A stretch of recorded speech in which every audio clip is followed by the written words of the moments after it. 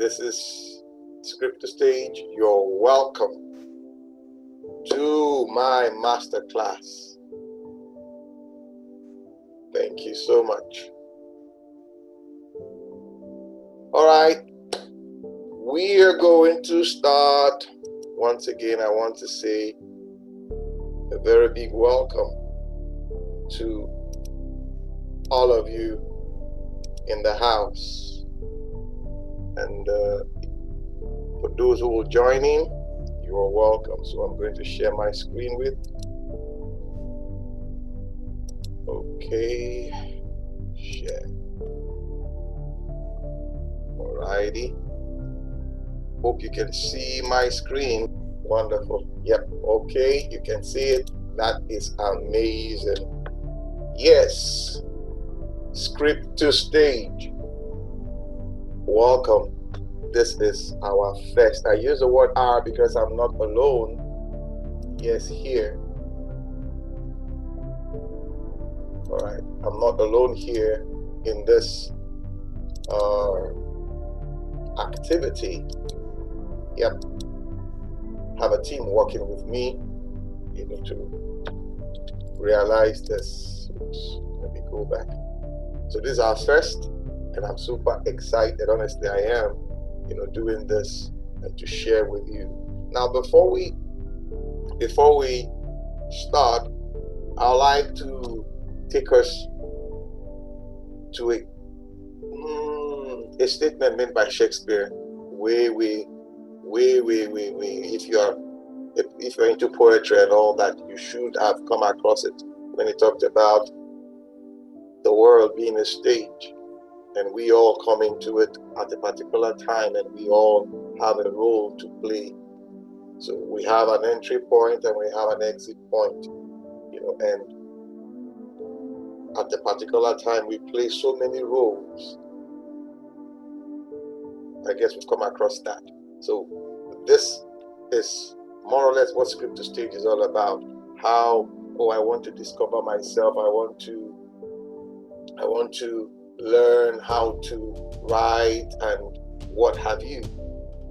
This is my story, how it all began for me.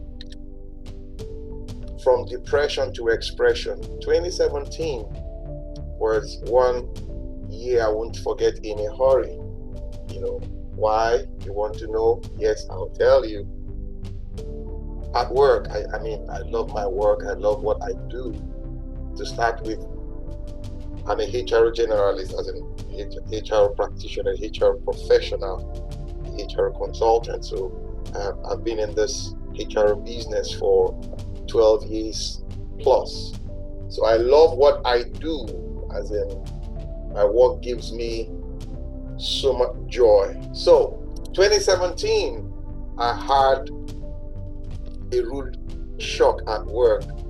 I describe it as I was caught in the web of organizational politics. And things just changed for me. And I was taken from, as it were, the center stage of my activity to the backstage. And I became pretty depressed, so moody. So for almost 3 years, 2017, 18, 19 to 20, I was really moody. Became so depressed to the point that I almost did something stupid to myself and my wife. Very painful. But within that period, God used my wife to speak to me like, hey, you need to leave this phase. You need to leave this particular stage of depression. You need to. You like talking, you like writing, you like, working with people. So it is time for you to snap out of it. And God helped me. So I discovered this in 2020 and I started putting myself to work, to really express myself. So I discovered myself. In writing, like I always say when I talk to people about writing is not like It's not like talking. They are two different things. You know, they are all expressions, no doubt about it, but they are not the same. They are two different things. You know, there's a style to writing. So I discovered it, and to find your bearing is key when it comes to expressing yourself. For me, I had to like find my path and my source. The path is, okay, this is the problem. I choose to like look at it from the positive side or the negative side, and I decide just to like, okay, I will just sit down here. I don't have anyone to help me and all that. The source. So, hello, you need to search for meaning.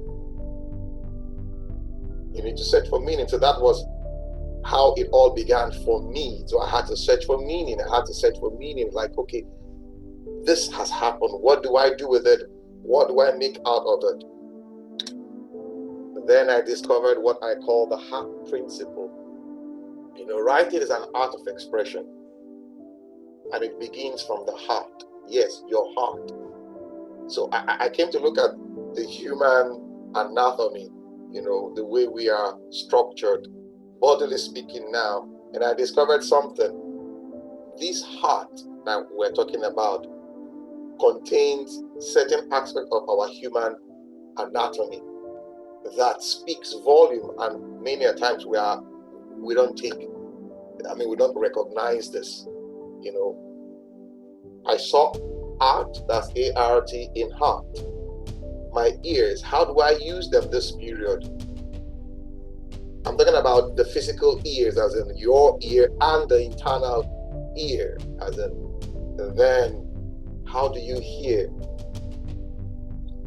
Yes, the noise all around you, how do you interpret it? How do you filter it? You know, when you pick up a book, when you're reading a book, which voice do you hear? Is it your voice or the persona? Then you need to also develop the art of listening, as in you must listen. For me, that is one key. I listen. I've come to discover that I have that gift to like listen.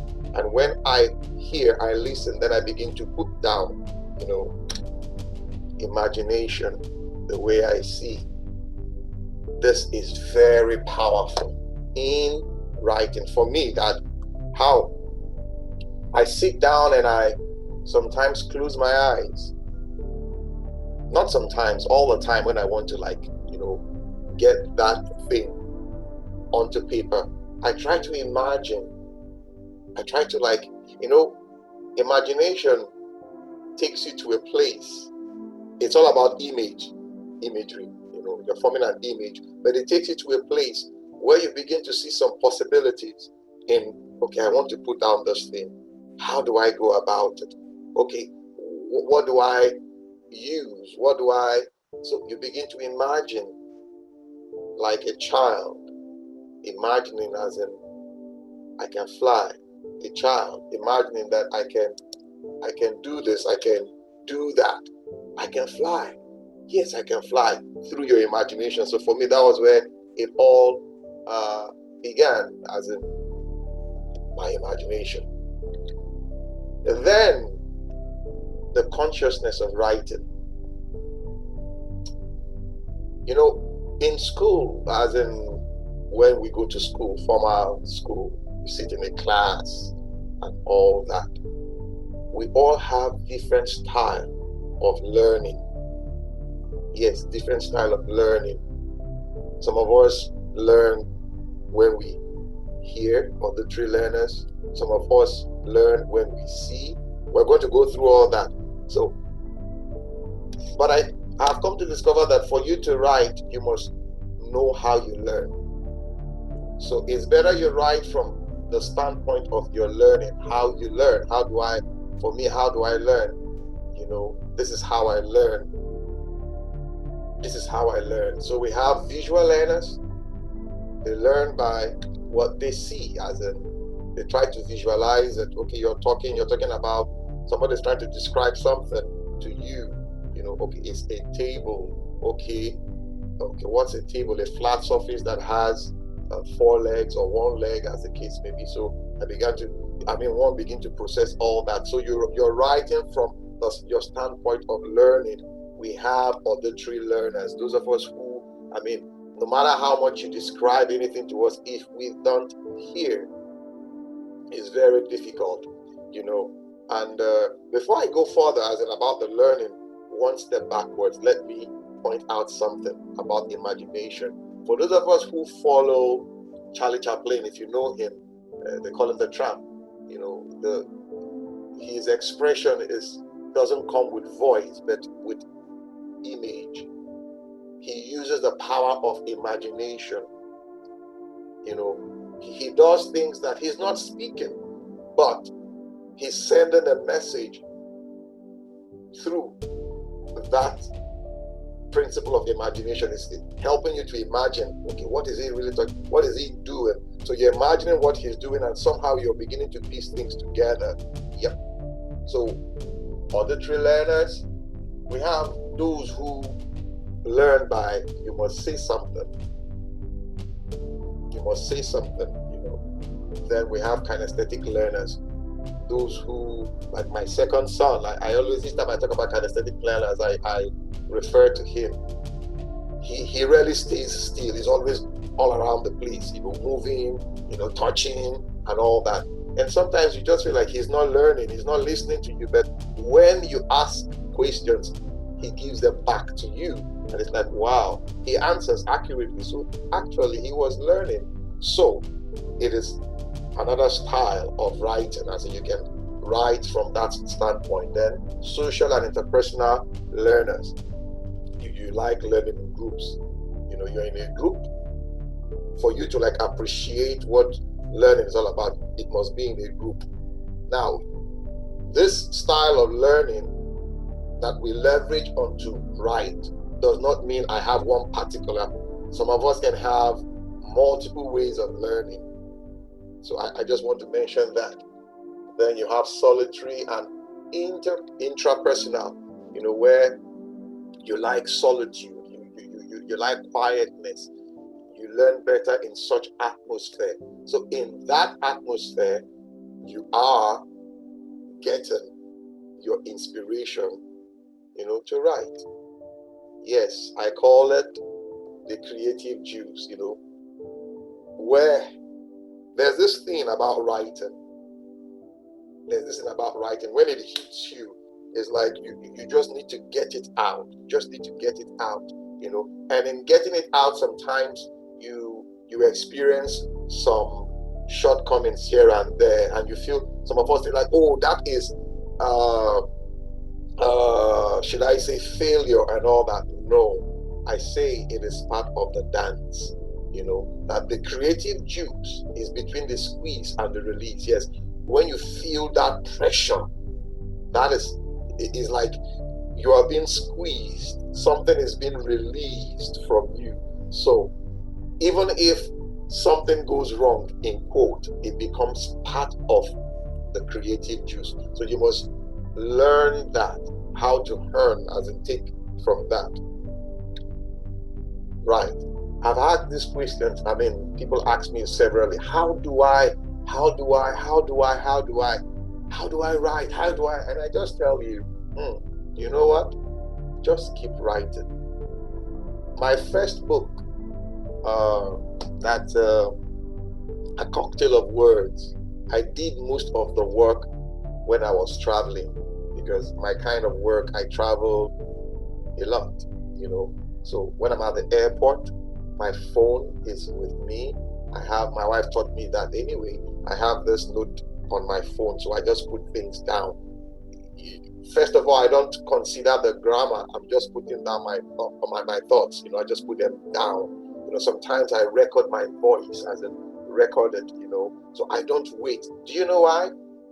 When it comes, the it, you know what I'm talking about there. The it here is that juice, that inspiration, that thing you want to let out there. When it hits, if you don't take it immediately, sometimes it never comes back. It's gone. So what do? I just put it down. Yes, I just write it down. It could be on a scrap note, like I'm talking to you now. Let me show you something. See, I have my scrap note with me. It's on my table. Sometimes by my bedside, it's just there. When inspiration hits me, I just put it down, so just script it. Don't wait for the perfect time. Just put it down, just script it, don't say, oh, I'm waiting for that, perfect moment and all that. Certain people say that, but from where I stand, from my experience, just put it down. Just put it down. Then you choose your language. What do I mean by choosing your language? Now you want to write. Some of us may want to you want to write for children. You want to write science fiction. You want to write love stories. You want to write a memoir. You need to choose your language.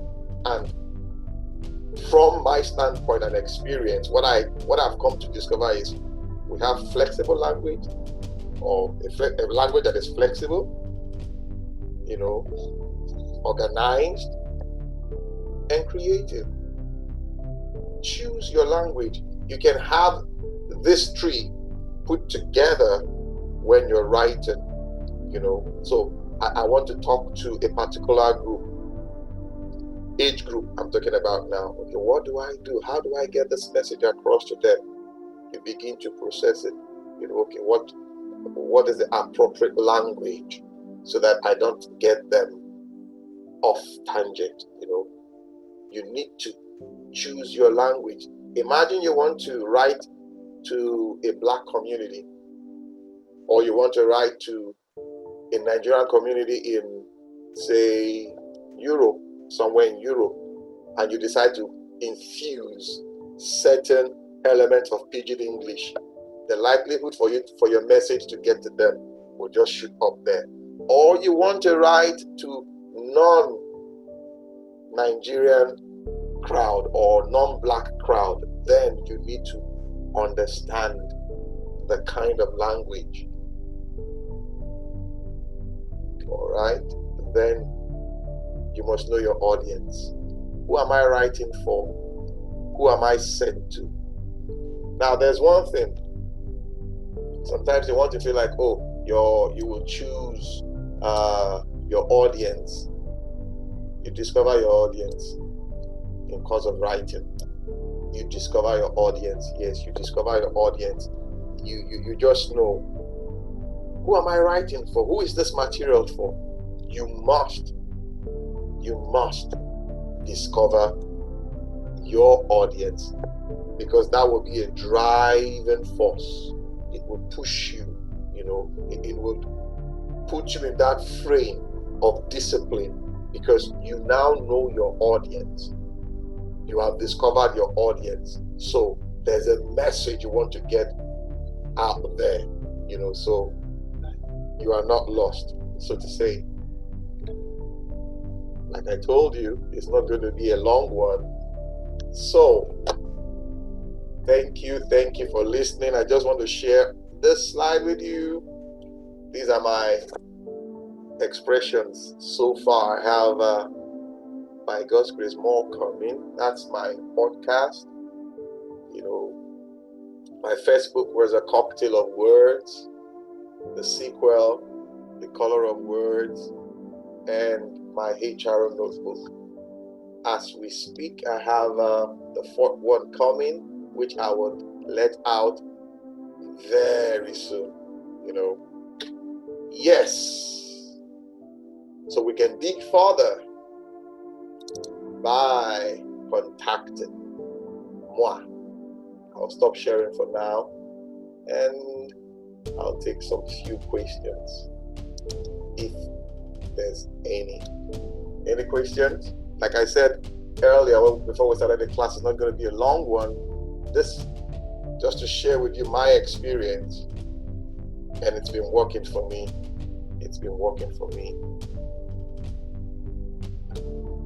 Any question?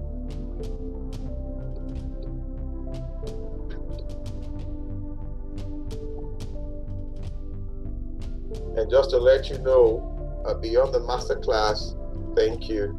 Thank you, Jasmine. Thank you.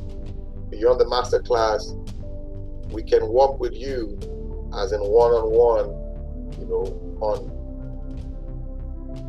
an arranged framework. If you want to get your work out there, we can work with you, hand-holding session, as in take you from, yes, my inspiration came immediately after, from my challenges. That's where my inspiration came. I've been a writer, I've been writing here and there, but my challenge pushed me into my zone. I brought out, that's why I said the squeeze, the juice comes between the squeeze, so I've been writing here and there, scrap notes and what have you. All right, guys, I want to thank you so much for coming for this first masterclass. My details are there. You can reach me on my social media handle. It's there, as in Facebook, Instagram, LinkedIn. Just look for the name Amakri Isowe, and we're there for you. You can also look out for my website, so you get so much also. And like I said, we can work with you one-on-one. You want to get your materials out there, you want to write and all that, we can work with you through the process, and help you realize that dream. Thank you so much. I am so grateful, Jasmine, Ifoma, Mark, Temitokwe, and Toby is the back end. He works with me, we work together, so I am so grateful. Do have a lovely Saturday evening, and I wish you a wonderful Sunday. Thank you. Yes, the next class, I'll get the words out there for the next class, where you hear from us for the next class, and we'll go, should I say, deeper than this in the next class. All right. Thank you, guys. Thank you. Bye for now. Bye.